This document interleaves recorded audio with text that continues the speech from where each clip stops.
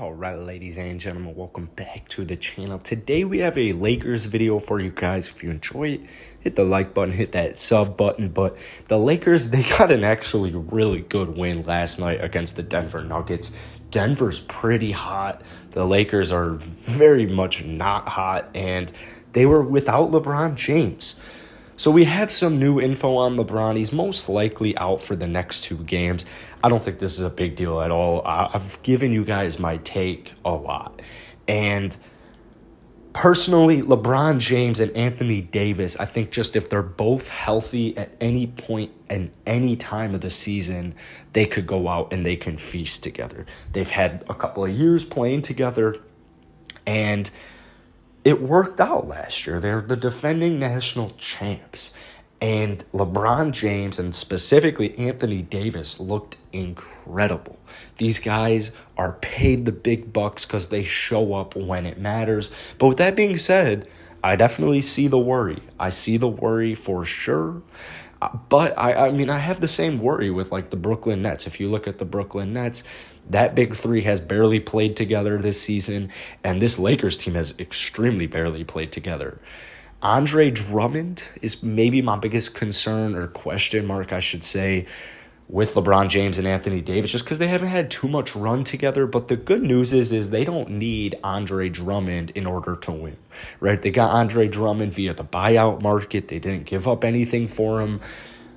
I'm shocked they got Andre Drummond. I mean, if you said Andre Drummond's going to the Lakers at the start of the season, everybody would have told you you're crazy, because that is crazy. The defending champions getting a two-time All-Star in his prime, and then you throw in for almost free. I mean, I know it's not for free, but it's probably the best deal that they've gotten.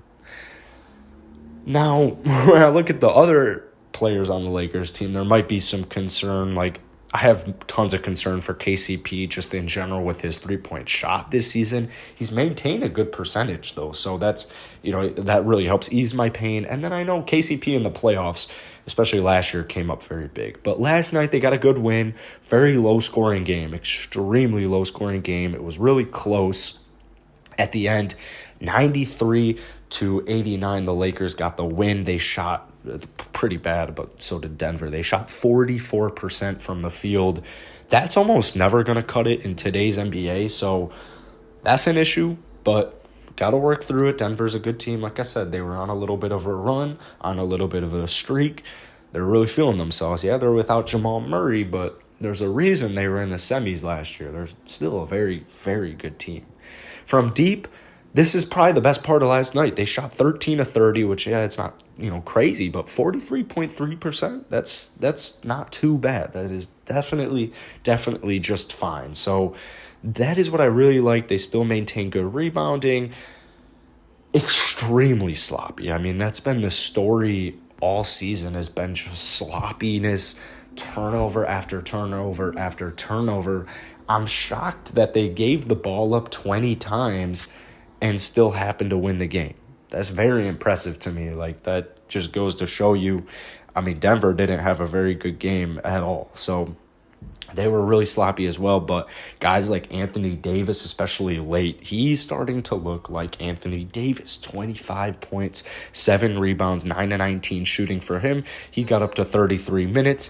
But then I told you guys about my concern, like KCP last night, 2 of 8 from the field, 2 of 6 from deep, which, I mean, it's just not great. Kyle Kuzma in a whole 31 minutes didn't do anything. 6 points, 4 rebounds. But I think for the most part, Kuzma's been relatively solid for us off the bench this season.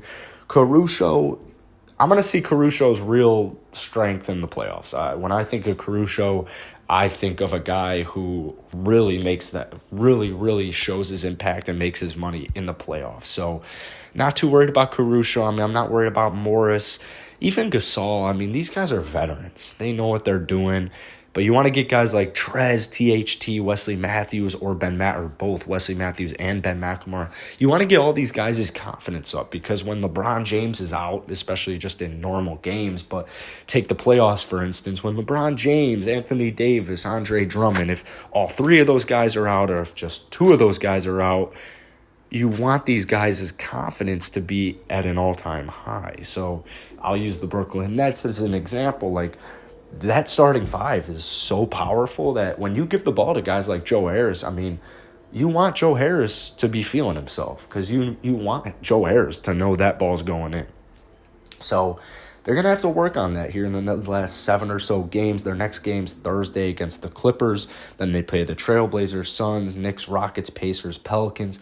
So there's definitely some tough games in there. We're really going to get a sense of what this team is really about when it matters. I mean, last night's win brought them up to, I think it was the 5th seed in the West, but a couple of losses, you're looking at 7, 8 seed, and I've mentioned several times I don't think seeding matters at all, especially for LeBron James, but you definitely don't want to be in a play-in game. Like, you don't want to. Like, that's super unideal if you're trying to win a championship, especially back-to-back. So right now, I'm not feeling too great about the Los Angeles Lakers getting back and winning the championship, but, I mean, that Brooklyn Nets team, the Phillies, Milwaukee, the Clippers, the Suns, you've got a ton of great teams.